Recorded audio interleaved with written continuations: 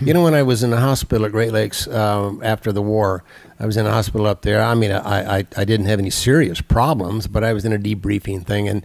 But I had figured out in that hospital, and even on the way home, that my next stage of life is I'm going to try to forget all that 6 years of in that prison camp, that 6 years of pain.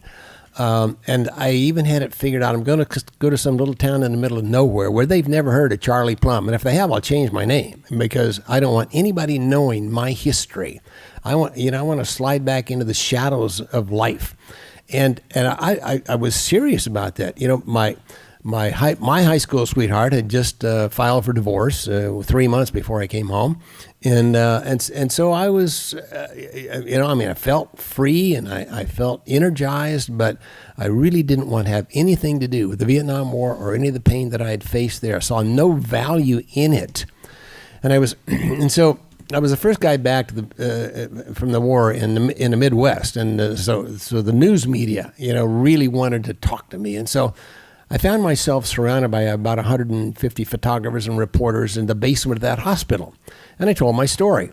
And on the way back up to my hospital room, just as the elevator doors closed, this young reporter came up to me, and I'm nose to nose with this young guy, but he's got lines of anguish in his brow and tears in his eyes. And he said, "Mr. Plumb, you really got to me in there." He said, "I've had a miserable year. My family's falling apart. My job is terrible." He said, "I even wondered if I wanted to go on living."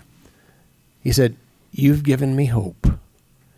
Well, I hadn't intended to give anybody any hope. I'm just telling my story here, and it surprised me that there was some value in the experience.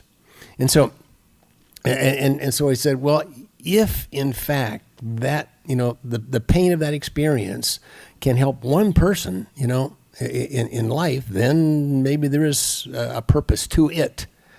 And so I wrote a book, my autobiography, and I started to promote that book, and I found that yes, there's a lot of connection with people with challenges, and you don't have to be in the military to have a challenge. And while my experience might have been a little more dramatic, than most, and it's an interesting story. Just to tell. a little,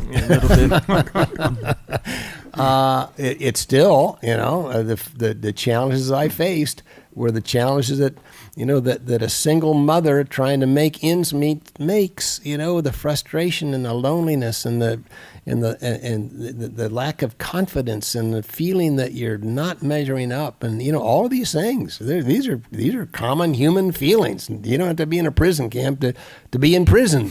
No, that's a great